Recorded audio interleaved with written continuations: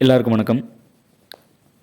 2024ஆம் ஆண்டு நடைபெற்ற TNPSC group 4 question பார்த்துட்ருக்கோம். இதோட ஃபஸ்ட்டு 2 பார்ட்டும் வந்து 25 கொஸ்டினாக போட்டிருந்தோம். அதனோட லிங்க் வந்து டிஸ்கிரிப்ஷனில் இருக்குது. அதுபோக இந்த வீடியோவில் வந்து மீதி இருக்கக்கூடிய 50 கொஸ்டினை வந்து பார்க்க போகிறோம். ஓகே, 51ஆவது கொஸ்டின். தமிழ் பதிப்புலகின் தலைமகன் என்று போற்றப்படுபவர் அப்படின்னு கேட்டிருக்காங்க. யார் அப்படின்னா சி.வை. தாமோதரனார். அடுத்த 2 கூற்று கொடுத்துருக்காங்க. கூற்று 1, மாநகராட்சி கூட்டத்திற்கு தலைமை வகித்தவர் ராஜாஜி. அக்கூட்டத்திற்கு தலையை கொடுத்தேனும் தலைநகரை காப்போம் என்று ம.பொ.சி. முழங்கினார் அப்படின்னு கொடுத்துருக்காங்க. இதில் கூற்று 2 மட்டும் சரி.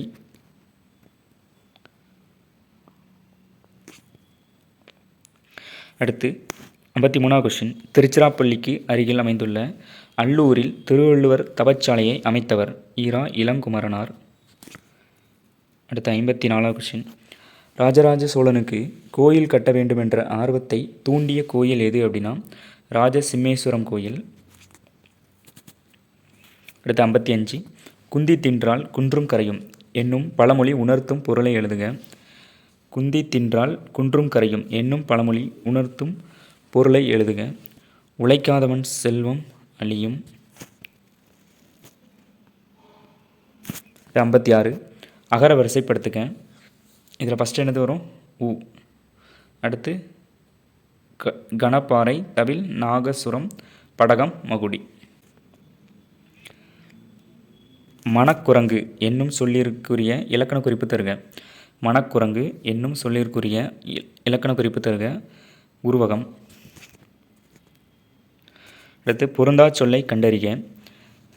கடல், ஆழி, பறவை. பறவைனாலும் கடலை தான் குறிக்கும். இதில் ஆர்வங்கிறது மட்டும்தான் என்னது வேறுபட்டிருக்கு. பிழைத்திருத்தம் செய்க. பிழைத்திருத்தம் செய்க. மயில் அகவும் குயில் கூவும் ஆந்தை அலரும். ஆப்ஷன் சி தான் கரெக்டு. பிழைத்திருத்தம் செய்க. வாழைப்பழ தோல் சறுக்கி ஏழைக்கிழவன் வியாழக்கிழமை கீழே விழுந்தான்.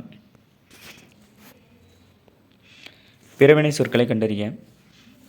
வருவித்தான், திருந்தினான். பின்வரும் தொடரை கண்டறிய. பூங்குழலி யாழ் மீட்டினாள். செய்வினை தொடர். செய்வினை தொடர். விடைக்கேற்ற வினா அமைத்தல். வணிக அறிவியல் முதலீட்டை பெருக்குவதற்கான பொருட்களை கண்டுபிடிக்கிறது அப்படின்னு கொடுத்துருக்காங்க. எத்தகைய முதலீட்டை பெருக்குவதற்காக பொருட்களை கண்டுபிடிக்கிறது அப்படிங்கிறது ஆன்சர். அடுத்து அகர வரிசைப்படுத்துக. கேழ்வர், சாவகர், நசையி, நல்குவர், பொலிக்கும், போத்து, மஞ்சை. தா என்ற வேர்ச்சொல்லின் வினையால் அணையும் பெயர் தந்தவர். வினையால் அணையும் பெயர் தந்தவர். வேர்ச்சொல்லை தேர்வு செய்ய. மலர் வீட்டுக்கு சென்றால். செல் அப்படிங்கிறது என்னது இதனுடைய வேர்ச்சொல். அடுத்து ஒளி வேறுபாடு அடைந்து பொருளை அறிதல்.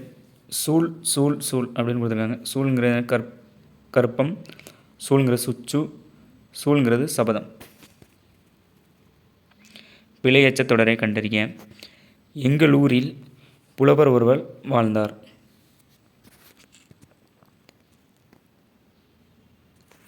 கீழ்காணும் சொல் வழக்கினை வரிசைப்படுத்துக அப்படின்னு கொடுத்துருக்காங்க. ஸோ இதில் வந்து 2வது உள்ளது மட்டும் என்னதுன்னா தவறு வரும். நாகரிகம் கருதி மறைமுகமாக குறிப்பிடுதல். இடக்கரடக்கல். மங்களமான சொற்களை மாற்றி மங்களம் இல்லா சொற்களால் குறிப்பிடுதல் மங்களம். மங்களமான சொற்களால் குறிப்பிடுதல் தான் மங்களம். இதில் இல்லான்னு கொடுத்துருக்காங்க. ஒரு சொல்லுக்கு மாற்றாக வேறு சொல்லை பயன்படுத்தும் முறையே இடக்கரடக்கல், மங்களம் ஆகியனவாகும். வெண்பாவின் ஓசை செப்பல் ஓசை உடையது. வெண்பாவின் ஓசை செப்பல் ஓசை உடையது. பொருத்தமான பொருளை தேர்வு செய்தல். முல்லைப்பாட்டு நப்பூதனார். காசிக்காண்டம் அதிவீரராம பாண்டியர். சிலப்பதிகாரம் இளங்கோவடிகள். காலக்கணிதன் கண்ணதாசன். ஐ என்னும் ஓரெழுத்து ஒரு மொழியின் பொருள் என்ன? தலைவன். ஃபிக்ஷன் என்னும் சொல்லின் தமிழ்ச்சொல் புனைவு. கத்தும் குயிலோசை சச்சே வந்து காதில் படவேணும் அப்படின்னு சொன்னது பாரதியார். இத்தொடரில் இடம்பெற்றுள்ள வலு அமைதி கேட்டிருக்காங்க. என்ன அப்படின்னா மரபு வலு. குயில் வந்து என்ன பண்ணும், கூவும். அதில் வந்து என்ன சொல்லியிருப்பாங்கன்னா கத்தும் குயிலோசை அப்படின்னு சொல்லியிருப்பாங்க. மணிமொழி கோவை அடைமொழியினால் குறிக்கப்படும் நூல்கள். நான் மணிக்கடிகை, முதுமொழி காஞ்சி, ஆசாரக்கோவை. 6வது கொஸ்டின். பதின் என்றால் 18ன்னு அர்த்தம். அடுத்து 77. இனியவை 40 பாடலின் ஆசிரியர் பூதன் சேந்தனார். அடுத்து 78. பூவையும் குயில்களும் புலங்கை வண்டரும் இவ்வடிகள். பூவை அப்படிங்கிறது எதை குறிக்குது அப்படின்னு கேட்குறாங்க. நாகனவாய் பறவைகள். உத்தரகாண்டம் எழுதியவர் ஒட்டக்குத்தர். பாடை மக்கள் என்று அழைக்கப்படுபவர்கள் யார்? பல மொழி பேசும் மக்கள். அடுத்த ஒரு பொறுத்துக. மணிமேகலை சீத்தலை சாத்தனார், சிலப்பதிகாரம் இளங்கோவடிகள், பெரிய புராணம் சேக்கிலார், திருவிளையாட புராணம் பரஞ்சோதி முனிவர்.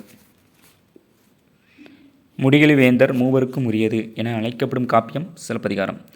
சேரன், சோழன், பாண்டியன் இந்த 3 மன்னர்களை பற்றி பேசக்கூடியது. ஓங்கு தன்பனை சூழ் நீப வனத்தை நீத்து ஒரு போதேனும் இவ்வடிகள். நீபவனம் அப்படிங்கிறது எது அப்படின்னா கடம்பவனம். பாரதியார் பாடிய பாடல்களுள் ஒன்று குயில் பாட்டு. வாளங்கே நீண்டெழுந்த வள்ளுகிரங்கே நாளு எனத் தொடங்கும் இரட்டர மொழிதலில் பாடலின் ஆசிரியர் கவி காளமேகம். மனோன்மணியத்தின் கிளைக்கதை சிவகாமியின் சபதம். நூலின் தொடக்கத்தில் கடல் வாழ்த்துடன் தமிழ்த்தாய் வாழ்த்தும் இடம்பெற்றுள்ளது. எளிய நடையில் அமைந்த வெண்பாவால் அமைந்தது. மனோன்மணியம் தமிழின் முதல் வடிவ நாடக நூல். 1, 2, 4. திருவிருத்தம் என்ற நூலின் ஆசிரியர் நம்மாழ்வார். திருக்கேதார பதிகத்தை பாடியவர் சுந்தரர். மார்கழி திங்களில் திருமால் கோயில்களில் வீடுகளில் ஊதப்படும் பாடல் திருப்பாவை. தமிழ் பெருங்காவலர் என்று சிறப்பு பெயருக்குரியவர் யார்? தேவநேய பாவாணர். திருக்குறள் மூலத்தை நேரடியாக படிக்க விரும்பியே தமிழ் பயிலத் தொடங்கினேன் என்று கூறியவர் காந்தியடிகள். தமிழக அரசின் பாவேந்தர் நினைவு பரிசினை பெற்ற முதற் பாவலர் சுரதா. ஊமை கவிஞர் சுரதா. பகுத்தறிவு கவிஞர் என்று புகழப்படுவர் உடுமலை நாராயண கவி. வாழ்வினில் செம்மையை செய்பவள் நீயே என்னும் தமிழ் தாய் வாழ்த்து பாடலை பாடியவர் பாவேந்தர் பாரதிதாசன். திருவரங்கத்தில் நாயக்கர் மன்னர் மற்றும் அவரது பட்டத்தரசியின் உருவங்கள் கம்பீரமாக காட்சியளிப்பது எத்தனை அடி உயரம் கேட்டிருக்காங்க? 4 அடி உயரம்.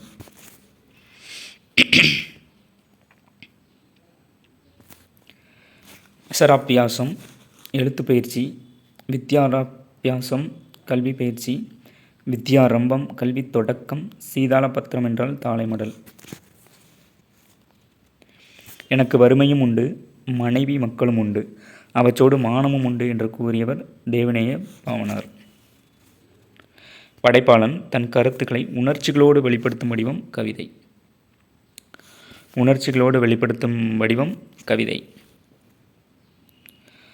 மக்கள் கவிஞர் யார்? பட்டுக்கோட்டை கல்யாண சுந்தரம். பகுத்தறிவு கவிராயர் உடுமலை நாராயண கவி. தவறான தொடரை தேர்ந்தெடுக்க அப்படின்னு கொடுத்துருக்காங்க. இந்தியாவின் முதல் பொது நூலகம் மும்பை நடுவண் நூலகம் அப்படிங்கிறது என்னது? தவறு. ஆசியாவிலே மிக பழமையான நூலகம் தஞ்சை சரஸ்வதி மகால். உலகில் தமிழ் நூல்கள் அதிகமுள்ள நூலகம் கன்னிமாரா நூலகம். கொல்கத்தாவின் தேசிய நூலகம் இந்தியாவின் பெரிய நூலகம். நன்றி, வணக்கம்.